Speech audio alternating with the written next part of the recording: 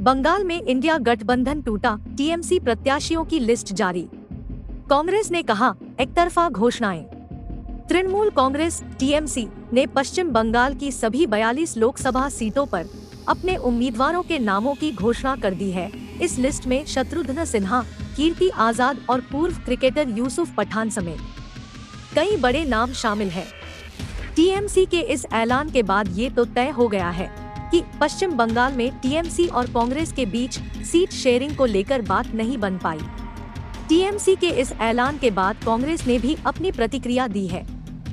कांग्रेस के वरिष्ठ नेता जयराम रमेश ने कहा कि हम लगातार प्रयास कर रहे थे कि राज्य में टीएमसी के साथ मिलकर बीजेपी का सामना किया जाए।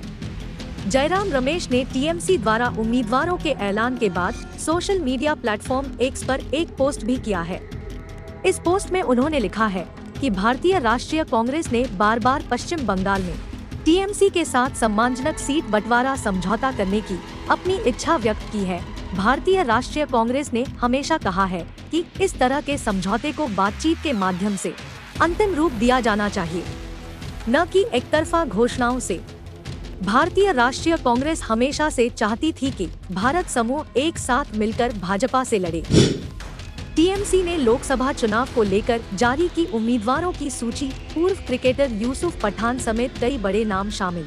ममता बनर्जी ने घोषणा की है कि तृणमूल कांग्रेस पश्चिम बंगाल में अकेले चुनाव लड़ेगी। इसके साथ ही असम, मेघालय में भी चुनाव लड़ेगी। वहीं यूपी में भी एक सीट पर चुनाव लड़ने को लेकर अखिलेश यादव से बातचीत चल रही है। ममता बनर्जी की तृणमूल कांग्रेस टीएमसी ने पश्चिम बंगाल की सभी 42 सीटों के लिए लोकसभा चुनाव के लिए उम्मीदवारों की सूची की घोषणा कर दी है। पूर्व क्रिकेटर यूसुफ पठान बहरामपुर लोकसभा सीट से टीएमसी के उम्मीदवार होंगे। बहरामपुर से कांग्रेस के दिग्गज नेता अधीर रंजन चौधरी चुनाव लड़ते रहे हैं।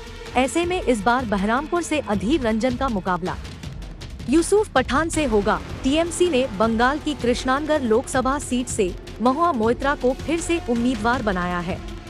तृणमूल कांग्रेस राष्ट्रीय महासचिव व सांसद अभिषेक बनर्जी ने 42 लोकसभा सीटों के लिए तृणमूल कांग्रेस के उम्मीदवारों की लिस्ट जारी की।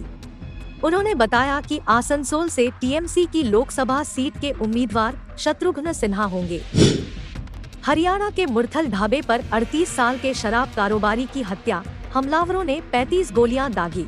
हमले में मृत कारोबारी की पहचान गोहाना के सरकथल गांव के शराब कारोबारी सुंदर मलिक के रूप में हुई। वारदात सीसीटीवी कैमरे में कैद।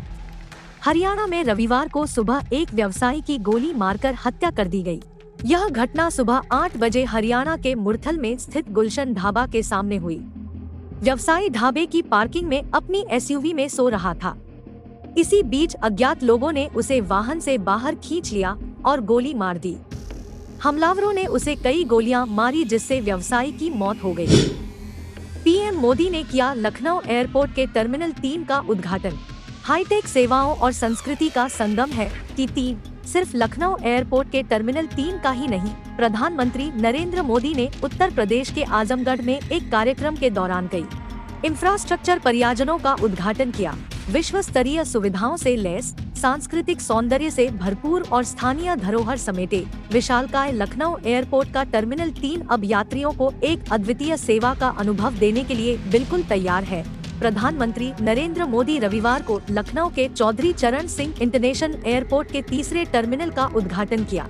इस दौरान रक्षा मंत्री राजनाथ सिंह, विमानन मंत्री ज्योतिरादित्य सिंधिया और अदानी एयरपोर्ट होल्डिंग्स के डायरेक्टर करण अदानी भी मौजूद रहे। सिर्फ लखनऊ एयरपोर्ट के टर्मिनल 3 का ही नहीं, प्रधानमंत्री नरेंद्र मोदी ने उत्तर प्रदेश के आजमगढ़ में एक कार्यक्रम के दौरान कई इंफ्रास्ट्रक्चर परियोजनाओं का उद्घाटन किया। उन्होंने 15 एयरपोर्ट्स का उद्घाटन किया, जिसमें श्रावस्ती, मुरादाबाद, चित्रकूट, अलीगढ़, जबलपुर, ग्वालियर, लखनऊ, पुणे, कोल्हापुर, दिल्ली एयरपोर्ट में नए टर्मिनल भवनों का उद्घाटन शामिल है।